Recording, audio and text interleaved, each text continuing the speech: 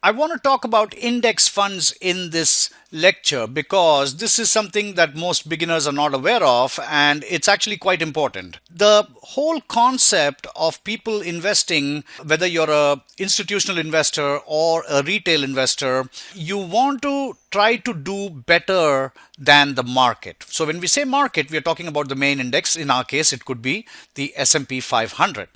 So let's say last year the S&P 500 did 6%. Now actually the year before in 2014 it did almost like 32%, which is obviously a fantastic return. There are things called index funds, and let's say we're looking at an S&P 500 index fund. This fund, which is managed by asset managers, it could be Vanguard, it could be Fidelity, and these funds, they must mimic the stocks they hold in the index. So the S&P 500 has 500 US stocks in the index. In this index, the weighting of these stocks also differs from one another. So Apple will have a much higher weighting than the smallest company in the index. So we're talking about the 500th company that got into the index will be a much, much smaller company. But regardless, the point is there is a big difference between the company that is number one and the company that is number 500 in the S&P 500. So each company has a different weighting. And so index funds must mimic the stocks they hold in their index, and they must mimic the weightage as well. Sometimes what happens is companies come out of the index. If they're not performing well, they come out of the index. New hot companies are put in. So I remember Netflix was introduced into the S&P 500 sometime last year, maybe a year or year and a half ago. So this kind of rebalancing happens every now and then. And so these index funds also have to rebalance their fund to mimic the S&P 500. So now you can imagine this is the most passive no-brainer kind of investment, right?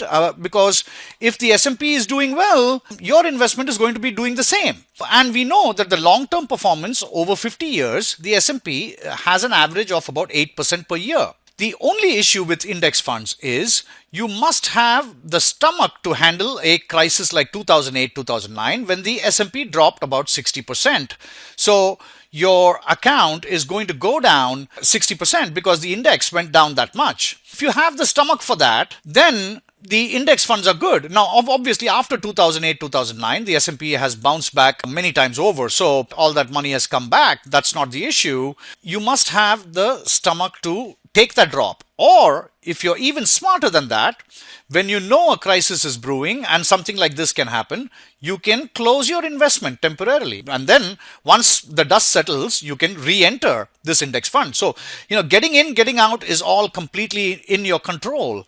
And the most no-brainer way of following the market's performance is to invest in an index fund. And that's why I think in one earlier section, I said it's very easy to perform as good as the market because all you need to do is invest into an index fund. And that's it.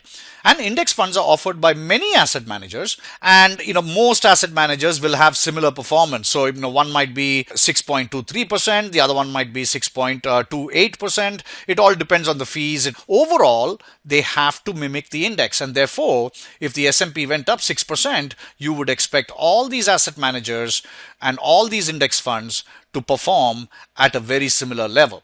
So really, then all the stuff that we do, all the stuff that hedge funds and private equity and everybody does is really to beat the index. So any returns that you get above the index there's a term for it, it's called alpha. So I know we covered beta. Beta has something to do with stocks. Alpha has something to do with overall performance of your portfolio. So if your alpha is 2%, that means you've done 2% better than the market. If your alpha is 20%, then you've done 20% better than the market, which is obviously fantastic. And that's what these hedge funds and all these guys aim for. But of course, that's not easy. If you just wanted the market returns, there is a no-brainer way of doing it, and that is you invest in an index fund. So let's quickly go and let's search for an index fund and see how we're going to do this. Here we have Vanguard index funds Fidelity, top best index funds. So here, let's say this is on Forbes. So 40 years in, look at this article. 40 years in, index funds are the best investment. The clear pick for today's investor is not to pick at all. Check that out. 40 years later, index funds remain the best wealth management choice for all investors. So if you look at the article, here it says, this Wednesday marked the 40th anniversary of a new approach to securities investing, the index fund.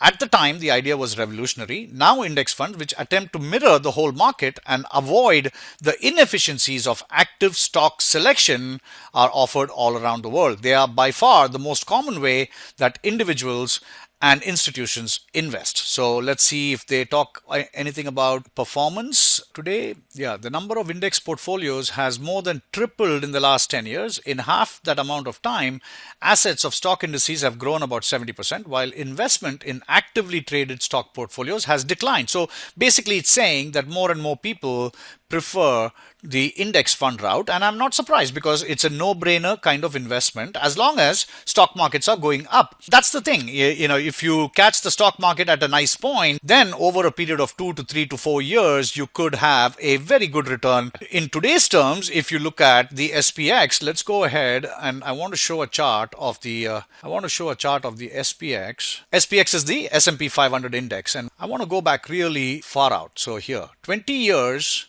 and on a monthly basis. Okay, so this is what we are doing here. We are looking at the S&P index for the past 20 years from 96 onwards. At 96 it was 605. Then we went through the dot-com bubble, burst. Then we went through the housing bubble, burst, and now here we are on a very steady climb. Now there is obviously some volatility coming in right at the end over here, but if you can see, if you had invested in an index fund right after a crash, somewhere here in the third or fourth month after you were pretty sure that the market is turning around, just an investment of whatever $100,000 from a level of 900 all the way to 2100, you can see that's over, what would you say, about 250% return right there. So that would be the kinds of returns you could make with an index fund without putting in any effort, because index funds are a no-brainer investment. While index funds can be no-brainer kind of an investment, let me pose this question here. At this point where the S&P is, you can see the little bit of volatility coming into the markets, and you can see that the high has been reached here. At this point, would you invest in an index fund? That's the question I want to pose. And I'll give you the answer. I think for many reasons, I would not want to invest in an index fund right here, because just look at this move that the index has already made. How much more can you expect it to go up? Already, in many metrics, the S&P has gone above its fair value. So at the level of 2134, it's definitely overvalued, but that's not the value today. Today, the value is 1924, which brings it in somewhat into the fair value territory.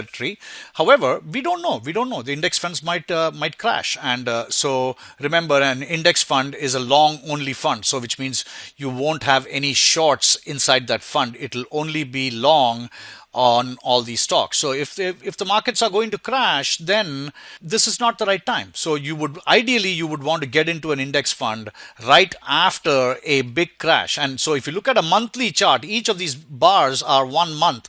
So you would want to wait for a couple of months, make sure that the move is legitimate, and then get into an index fund. That would make a lot of sense. Especially after a huge crash, it would make a lot of sense. Thanks.